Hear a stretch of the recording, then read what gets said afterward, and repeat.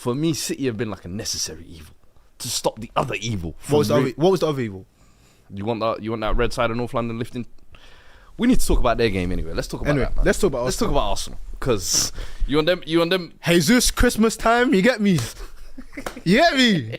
Biblical, innit? You got me, bro. Biblical. Gabriel is a funny guy. I can't lie. He said what, midweek hat trick against Palace. Should have got a hat trick again. And then, to be fair, he should have. There was one chance I actually felt him on his left foot. Yeah, no, the Havertz goal. He hit the post, didn't he? Yeah. No, but, Havertz goal. But yeah, now with Arsenal, obviously the corner allegations have been loud, but they're somewhat seeming to find goals again, which is good for them. They are 1 point behind Chelsea. Mm-hmm. I think the great thing about the goal scoring thing is it helps the goal difference significantly. Yeah. And those things can't be undervalued right now. With Arsenal, you get momentum, which is great, but the headline is Little Chilly Starboy on crutches. Have they said how long he's going to be out for? They haven't said, but to believe in on crutches, and I know he's a Christian, but I don't think he was doing that to celebrate Christmas. I think he's injured. It's a wounded one. Yeah, well, it's the busiest part. So even if you're missing, let's say you're missing 2 to 3 weeks, that's about 6 games. Yeah. Based on the amount of fixtures you got and everything. Well, listen, just touch on the game quickly. I think that's the kind of performance and result I think Arsenal fans have been looking for in the league all season and kind of been searching for, if you like. 5 goals. I think Jesus scoring 2, Havertz breaking his little mini goal drought. Yep. Who else scored? I think it was Martinelli was the other one as well, actually. Yeah. Martinelli as well, funnily enough, when he, speaking on Saka's injury, when he moved over to the right wing, actually he was enjoying a bit. It was actually doing pretty well. It was similar like when, was it Garnacho last season when he got moved from left to the right and all of a sudden you thought, hey, still a decent player. So maybe something for him out there while Saka's out injured. But how big is that injury now going to play into this? That's obviously going to be the question over the next couple of weeks. I think it's one of them things where Arsenal fans probably feel cursed at this time, where as soon as they get Jesus back and everybody's kind of back fit, you know, the Lord giveth, the Lord take away, as some man was saying yesterday. I'm like, yo, fairs. But I think the issue they've got, though, it all depends on how bad it is. If it's one of those kind of, 2 weeks, 3 weeks, I think it'll be interesting to see how Arsenal actually adapt without the guy who's basically been their best player this season. Facts. And kind of digging him out, especially when Odegaard was out earlier in the season. Yep.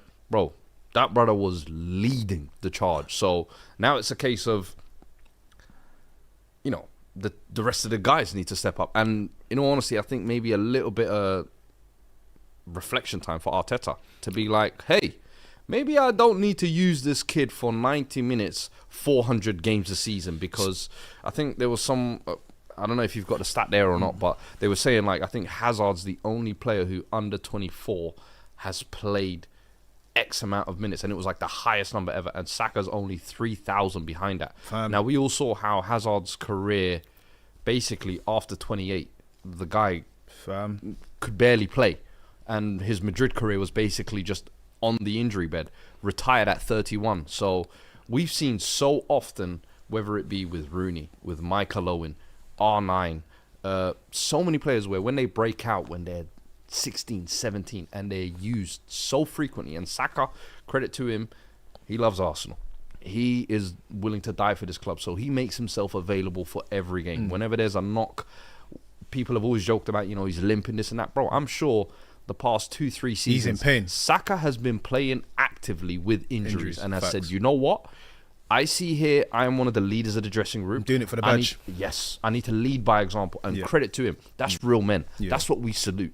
But at the same time, there's that downside where once these injuries start happening, you don't want it to become a theme. You don't want it to become a thing where now your body's breaking down on you. And I genuinely think this needs to be a time for Arteta to reflect. One, to say, all right, January's around the corner. Perfect time to maybe get some recruitment in. Perfect time to look at the board and say, hey, look, once Saka's out, look how our form dips or whatever. So for me... Sorry, bro. On this year, you make a great point. And for me, it's one thing I always have analysed about Arteta. It's not a scrutiny of Arteta, but one thing is he always overcompensates for the decisions he makes. For instance, I spent loads of money on defenders. I'm going to make a shape and system that suits that. I've not bought wingers. Therefore, I'm going to utilize my wingers into the ground. Mm-hmm. I've made Havertz my pinnacle and my striker. Therefore, I'm going to just keep going with it and make sure that it works. Like, yeah, I've played him in the midfield sometimes, but this is what I want. This is the idea I'm going to make. I keep doubling down on it, which is fine. You live by your sword, you die by your sword. We said the same thing for Ange. But there comes a time where you have to assess the situation and say, okay, do I need to look at this decision again? Because if you're seeing Saka potentially out for 4 weeks in the business part of the season where there's loads of games and everything, and you're not going to get the checkbook out and make adequate recruitment, that's on you. Because at the end of the day, Saka should not be utilised this much anyway. I understand he's a key pillar in the team. I understand it's very similar to the Harry Kane conundrum where, why would you sign if you're going to be backup to Bukayo Saka? Yeah. I understand that. But if you're trying to compete, you need options. Word to NSG, like AGT said, you need options. You're not using Sterling.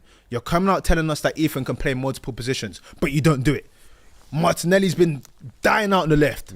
No change. Saka's been literally dying physically. No change. My brother, at some point, we need to see something different. Otherwise, that thin bar of soap, it's going to break. I wholeheartedly feel that this injury is fully on Mikel Arteta. I can't say it's because of fixtures and whatnot. It's how he's utilised Saka now. Now he has to hope that Saka's not injured for too long, and when he comes back, he can just get back cracking. But also, even if he's injured, can you go and make a signing that the rest of the league goes, oh, like, okay, they want to fight back. Go on, do something. Like, go and prove that everything up until this point has been for something, because you're coming out, you're saying it's 5 years, you're saying that I've won 3 trophies. Someone like a young Bakayoko at PSV. Bro, this is what I'm saying. Make a signing. Matthias Tell at Bayern Munich. A few weeks ago, I said Kolo Muani because he wants at PSG, but you mentioned 2 young players that could come in and they have upside. Like, you don't have to go and buy someone that's a finished like article and whatnot. Buy players that, one, opposition are going to be like, I'm not too sure what to do with him. But 2, instantly your Martinelli's think, I've got to step up a level now. Saka's feeling like, you know what, even if I can't play, I know that when I come back on, I've got to be better than this guy. Do something, man. How many great teams have adequate depth? Your depth is only in your defensive positions. Come on, man. And I've always said that, like, because I've so often had this debate with Ilias on SDS where he's like, bro, I don't think anyone's going to sign because of the Kane conundrum where it's like nobody wants to be a backup. I said, well, lie to these guys. Tell them they're going to be playing left wing. Tell them they're going to be playing up front. Tell them they're going to be playing multiple different positions. They're going to be playing Champions League football. You lie to players and then you sit them on the bench. That's what you do. Because that's what Chelsea have done when they're collecting all these talents. And do you think they've told Romeo Lavia, Enzo and Caicedo, every single one of them, hey, you guys are going to be playing 90 minutes every single week? No. They probably told them that in the negotiations. But in reality comes, you see his form. I've got to start him, sorry. But your time will come. And that's what you do. You have to have multiple options.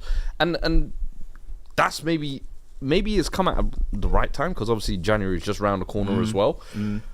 I don't know. I just think the Saka injury, players buy into projects, bro. Now, because Liverpool aren't slowing down, bro. That's the thing. And you've hit form at the right time in Arsenal, because I think now their results, they've fully turned around the past 8 or 9 games. But to lose your best player, I think, is always going to have an impact. And you can move Martinelli to the right, you can move Jesus to the right. Is it going to be the same? It's not going to be the same. And Saka this season, I feel like he's been very, very effective. Facts. Huge loss. But listen, big up Arsenal on the result though, man. They needed that. Big up. This is not a super chat, but I want to big this out. Carnivorious Cow said crucial first team player. Handshake. You know, back in the day on ESC FIFA, where you get sporadic, bro, crucial first team. If you played FM, you know the drill, bro. You tell that man, I'm making you key player. As soon as he comes, squad player. Shut up, man. Don't talk to me. Face front. They'll say, you're here for the mission, man. I'm trying to win the league. Come on, man. Let me not lie, though. There's one guy, and I say this, and I say this now. Huh? Tyler Diblin? No. Oh. I say this, and I say this now. If Arsenal are a serious footballing institution, they want to be taken seriously. You see that Eritrean in Newcastle? You see in summer? Alexander. You see in summer? Nothing stops you. I don't think that's the club. I think if you're on a slot, you get rid of Darwin in January and you go and get Isaac. What, in summer? January. No, but they're not Newcastle going to got sell. PSR. They're not going to sell in issue. January Fuad. I promise you, if Liverpool go and put 60 million plus Darwin. What's Darwin worth these days, man? Come on, bro. You are not recouping that money back. Go and throw 60 million plus Darwin at Newcastle in January and see what happens. Just see. Just Test the waters. let me hear the response. And if they say no to that, we come back in the summer and we'll offer you 100 cash. For me, the Arsenal sounds like the dream move because he sounds like a Londoner and all that. But bro, Liverpool are needing a 9. They're there for the title. He joins that team, he takes over. He goes Arsenal, he's just going to be the side man to Odegaard and Saka, bro. Hey, Isak at Liverpool, man. That might break the meta. That is going to break the meta, I'm telling you. Slot, I want my 10%.